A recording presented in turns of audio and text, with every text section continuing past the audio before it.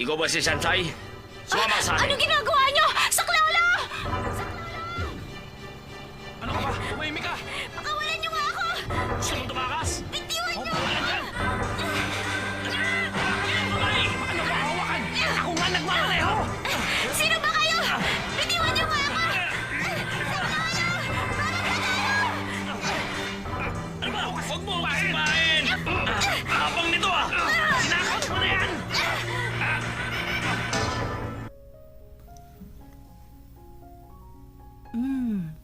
Kay ganda ng kanyang kutis. Gamitan natin ang low cycle. Medyo malaki ang kanyang bewang. Gamitin natin ang energy resonator. Maskulado ang kanyang mga braso. Kailangan ng masahe. Medyo malaki sa bahaging ito. Lagyan mo na seaweed mask. Sino ba kayo? Huwag kang magalaw. Sandali lang. Ano ba? Bitiwan niyo nga ako. Sino ba kayo? Ano ba ba sa'yo? Kumita po sa'yo. Aray, ano bang ginagawa niyo? Bitiwan niyo nga ako. Ano ba? Basta tumahimik. Bakit niyo tinatanggal ang damit ko? Ha? Bakit niyo ako inubaran? Pumasok po kayo.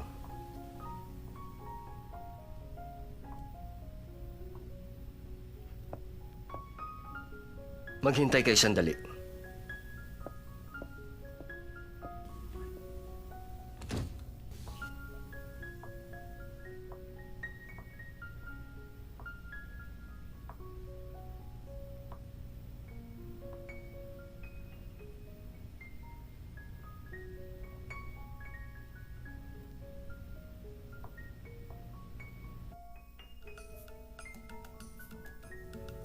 Kumusta? Nagustuhan mo ba ang ayos mo ngayon? Anong ginagawa mo rito? Itong bahay ko. Bahay mo? May beauty salon ka sa bahay mo? Ganyan ang buhay ng nasa upper class. Ito ang klase ng buhay na hindi mararanasan kailanman ng nasa lower class. Pero napatunayan na isang pangkaraniwang tulad mo. Pagkatapos ayusan, pwede pa rin magmukhang mayaman. Ano sa palagay mo? At anong gusto mo ngayon? Ang gusto ko, sumama ka sa akin. Sumama ako sa'yo? Hawak naman kita sa school, hindi ba? Malaya ka makakagalaw. Kung mag-isa ka lang, pwede kang sumabay sa akin. Ano sa palagay mo? Dapat maging masaya ka. Oo nga, masaya ang pakiramdam.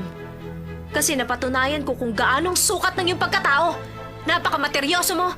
Para sa'yo, katapat ng tao, pera. Hindi mo ako naunawaan. Sa palagay mo ba masaya ako? Kung nakikita ko namang nalulungkot ka sa kalagayan mo? Pwede kitang bigyan ng malaking allowance buwan-buwan ng platinum card. Pumili ka ng kotseng gagamitin mo. Pwede kong ibigay sa'yo ang layaw sa buhay.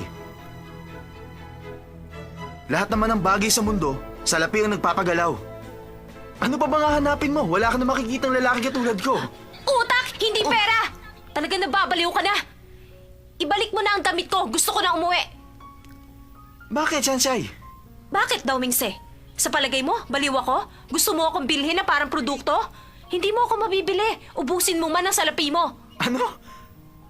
Napakaraming babae dyan na gustong sumama sa akin. Pwes, puntahan mo sila. Huwag mo ako itulad sa kanila. At ito ang tandaan mo. Kailanman, hindi mo ako mabibili. Ubusin mo man ang kayamanan mo. Sansay!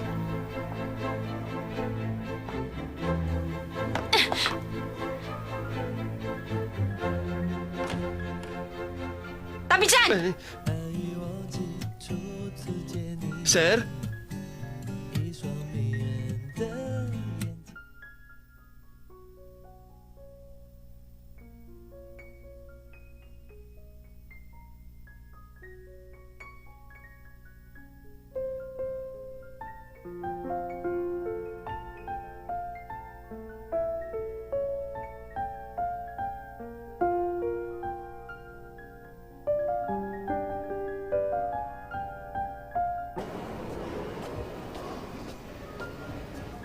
Hindi magandang nararamdaman ko.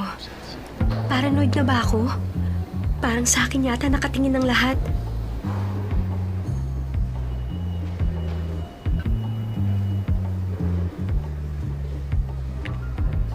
Iba talaga ang culture ng mga lower class. Hindi mo sila pwedeng... Isama sa mga upper class, ang lakas naman ng loob niya. Sinabi mo. At dalawang Nagpaparinig na naman. Biruin mo yun. Talaga?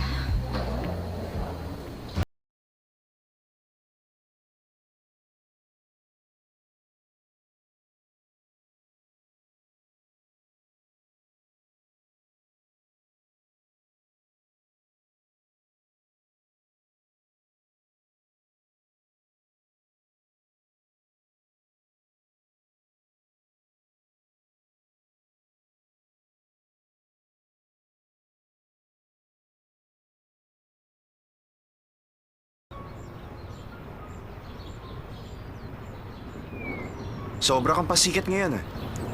For si Shimen lang, hindi maaari makagawa niyan. Sino may sabing hindi ko kaya? Naisip ko lang, walang kwenta. Aksaya sa panahon. Nakakabagot. Lay, ano na? Anong problema? Ano nang gagawin natin sa Agate? Ano ba? Hindi ko alam. Ano bang iniisip mo? Mitsuo, Ang sabi ko sa'yo, di mo siya kaya. Aminin mo na. Talo ka na. Huwag niyo kalimutan ang parte ko. hindi pustahan na usapan dito. Reputasyon natin nakataya dito. Dawing sa! Anong ginagawa mo? Bastos! Bumaba ka dyan! Hindi totoo mga sinulat mo sa akin! Hindi ako nagpa-abort! Virgin pa rin ako!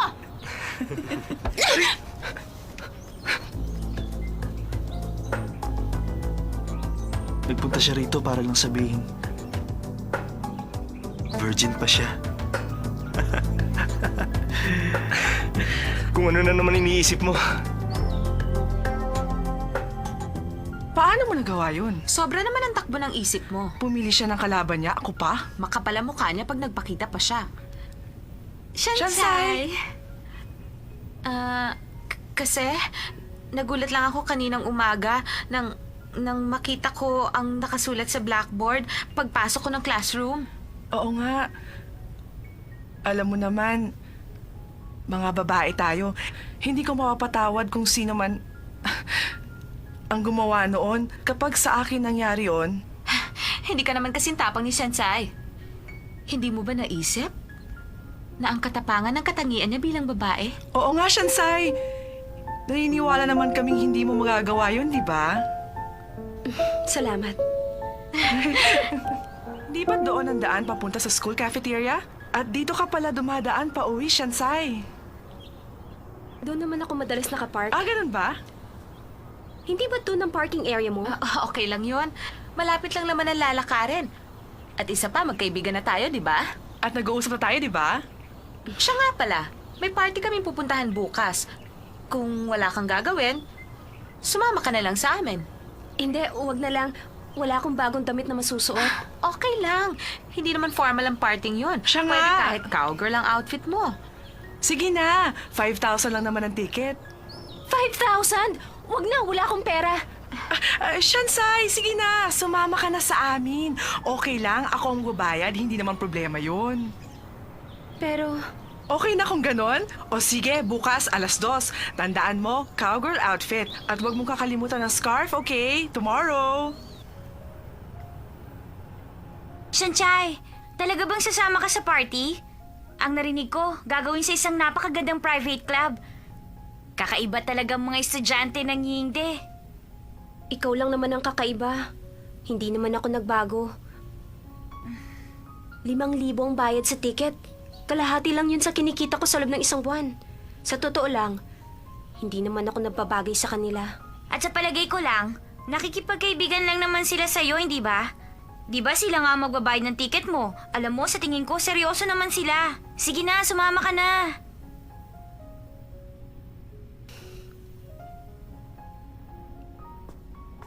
Iniisip ko, masyado lamang siguro akong critical sa mayayaman. Pero alam kong hindi ko sila mapapantayan sa material na bagay. Pero pwede naman siguro kami maging magkaibigan, di ba? Siguro sa spiritual level. Ayun oh. Ano ba bibilin mo kasi?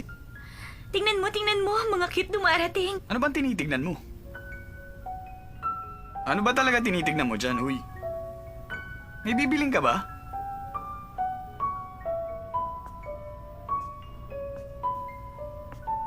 Pasok kayo. Ha? Sanchay? Akala ko kamukha lang ni Sanchay. Anong ginagawa mo rito? Nagtatrabaho. Trabaho?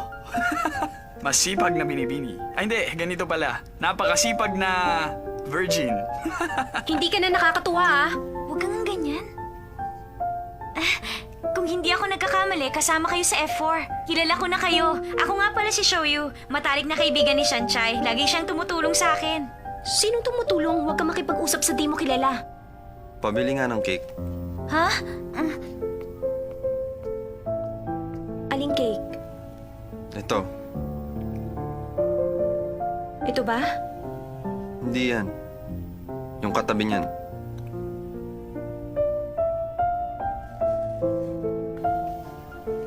Hoy, Lay. May lakad pa tayo mamaya. Ba't ka bumibili niyan? Hindi ka naman mahilig sa matamis ah. Hindi nga, pero parang gusto ko lang. Nagiging seryoso ang kilos ng kaibigan ko sa harap ng babaeng crush niya. Tulad ng pagbili ng cake, Tumigil ka halimbawa. Magkano? 90. Tingnan mo, nag-blush ang mukha niya.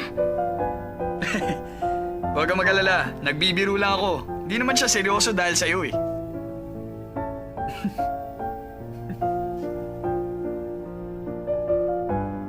Teka, ang sukli mo. Sige na.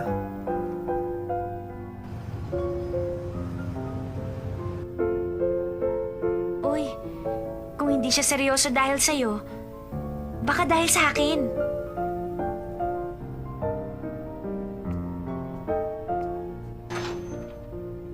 Oy, alam ko na. Huwag mo sabihin yung kakaibang lalaking sinasabi mo ay yung bumili ng cake, tama ba? Lagi ba siyang nakangiti pag kayong dalawa lang, ha? Tama na nga biruan. Nasaan na ba tayo? Teka, ang sinasabi ko magkaibigan sa spiritual level. Pupunta ba ako sa party bukas? Oy, hindi pa ako tapos. Akala ko ba kaibigan kita?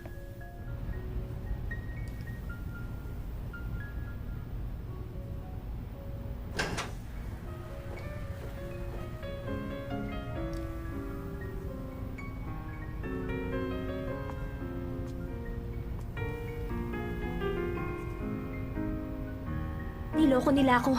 Formal ang parting ito.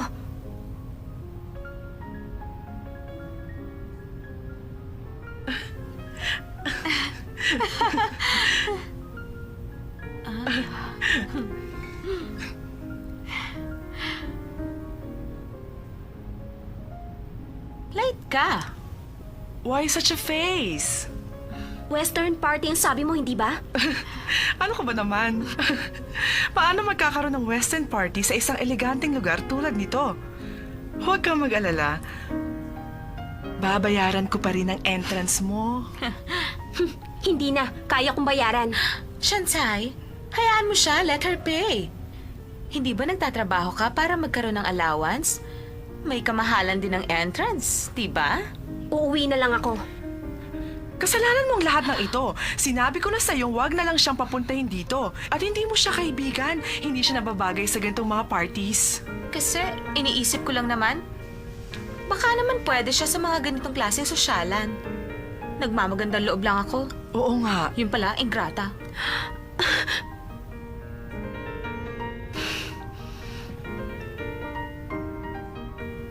Saan ba magbabayad? Miss, pakidala sa kusina. Bakit ito binibigay sa akin? Shansai, natara lang na mapagkamalan ko ang isang servidora. Magsalamin ka nga. Meron kang red scarf. Sa palagay mo ba? Kanino kaya nila ibibigay ang mga plato? Alam mo, kung ako ikaw, matutunaw ako sa hiya. Shansai, nagbayad ka naman ng entrance fee, hindi ba? Kumain ka hanggat gusto mo. Wala itong refund. At walang ganitong klaseng pagkain sa inyo. Oh, bakit ka naman ganyan kay Shansai? Sasabihan mong kumain ng mga pagkain hindi pa natitikman. Papaano naman kung sumakit ang kanyang tiyan? Miss, uminom ka. Nagbibiro lang ako. Tama ka. Palagay ko tama na ang tubig para sa kanya. You take care now. Aalis na kami. Saan kumpanya kayo nagtatrabaho? Estudyante pa lang kami. Saan eskwelahan? Sa Yingte University. Walang duda kung bakit kayo napakaganda.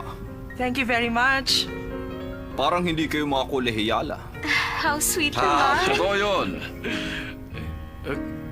Kakaiba naman ang isang ito.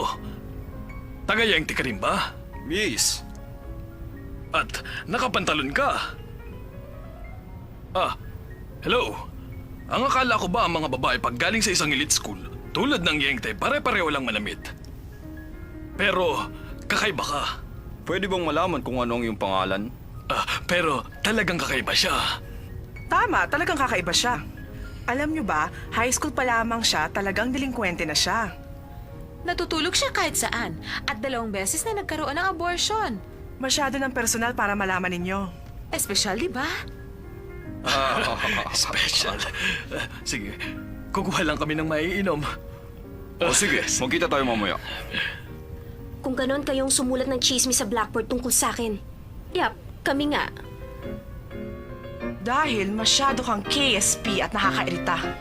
Gusto naming mawala ka na sa university. Kaya ipinaalam namin sa lahat. Ang tunay mong pagkatao. Anong dahilan? Marami ng oras at pera ang naksaya namin. Para lang mapansin. Para pagdating ng panahon, makapangasawa kami ng mangyayamang lalaki. Ang mga lalaking tulad na F4, sila ang mga type namin. Hindi kami papayag na isang hamak na katulad mo lamang ang papansinin nila. Alam mo, sa totoo lang, hindi ka nababagay sa kanila. Hindi ka namin kauri. Ang akala mo ba gusto ka namin maging kaibigan? You don't belong here. Malaking embarrassment para sa amin na makatabi ka lang. Tulad ngayon. Hindi dapat iniimbita ang mga katulad niya.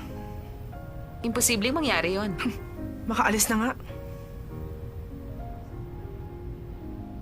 Hindi ako haalis. Hindi ako magpapatalo sa kanila. Sino si Rang ang nag-imbita sa kanya? She does not belong to our circle. Oo nga. Ay, forget about her. Eh bakit naman ganoon na lamang ang pagkakatitig mo doon sa kalbo at matabang mama kanina? Doon sa party? Gross, kadiri ka ha? Huwag mo kalimutan. Ang objective natin ay makabingwit ng mga CEO o mga vice CEO. The hell I care kung mataba o kalbo. Ang mahalaga, maakit natin sila. At iwan na lang kapag nakakita ng mas batang papa. Siya nga, korek ka dyan. Well, that's life. At yung kapalit, sigurado mas mayaman.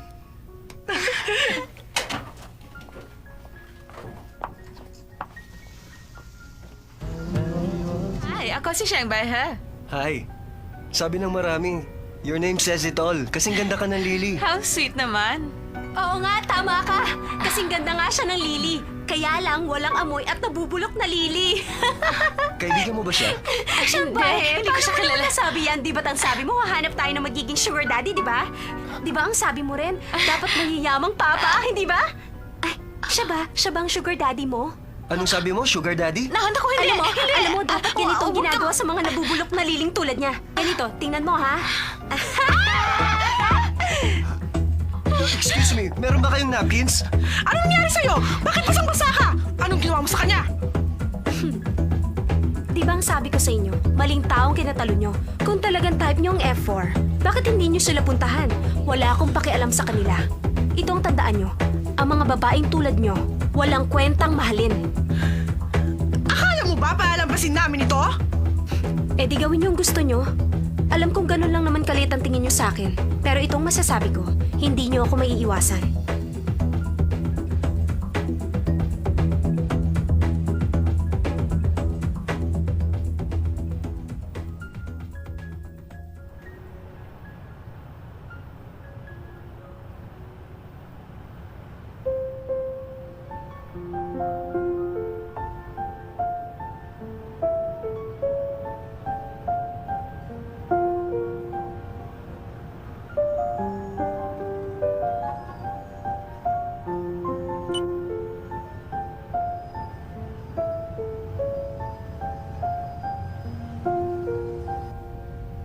Sa wakas, babalik na rin si Chin.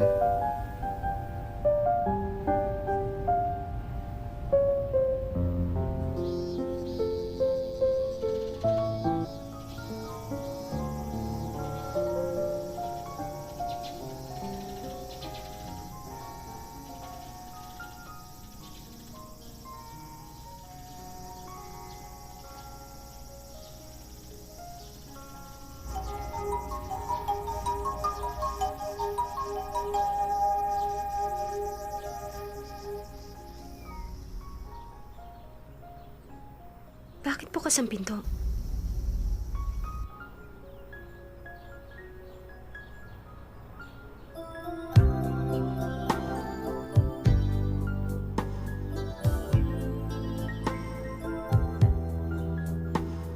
Good morning.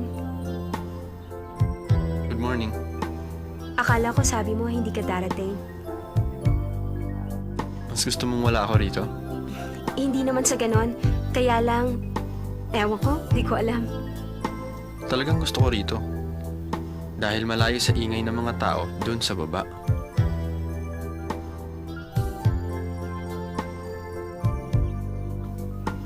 Alam mo ba ang pagkakaiba ng oras dito kaysa sa France? Ha? France? 1, 2, 3... Hindi. Hindi na bale.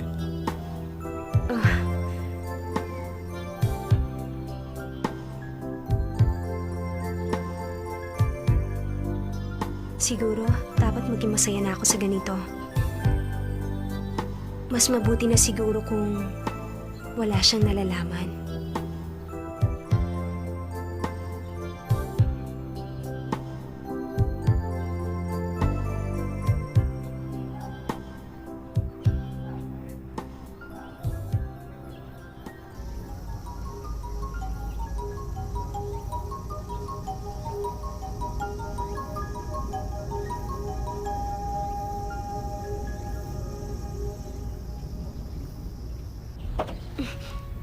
Ano ba? Di ba't ito ang magazine binabasa ng mayayaman? Ba't mo binigay sa akin? Buksan mo ang iyong mga mata. Basahin mo ang cover. May featured article tungkol kay Teng Tang-chin, anak ng CEO ng Teng Corporation. Tumutugtog ng 5 instrumento, may navigation license at kasalukuyan nag-aaral sa France. Siya rin ang napiling Miss Teenage France at nag-iisa siyang anak. Ano masasabi mo? Ang galing-galing naman niya. Sino ba siya? Siya ang childhood sweetheart ni Hua Chelei. Malapit na siya magtapos sa pag-aaral at babalik na siya rito. Ano na ngayon ang gagawin mo? Hindi ka nababagay kay Hua Chelei. Tingnan mo si Teng Tang-chin. At tingnan mo ang sarili mo. Ni hindi ka maihambing sa hibla ng kanyang buhok.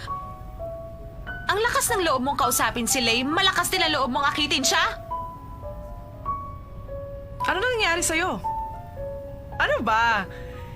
Hindi ba kadalasan agresibo ka naman? Anong problema? Natauhan din siya. Ito ang tandaan mo. Anumang pagpapaganda ang gawin mo, hindi ka pa rin babagay kahit kanino pa sa F4.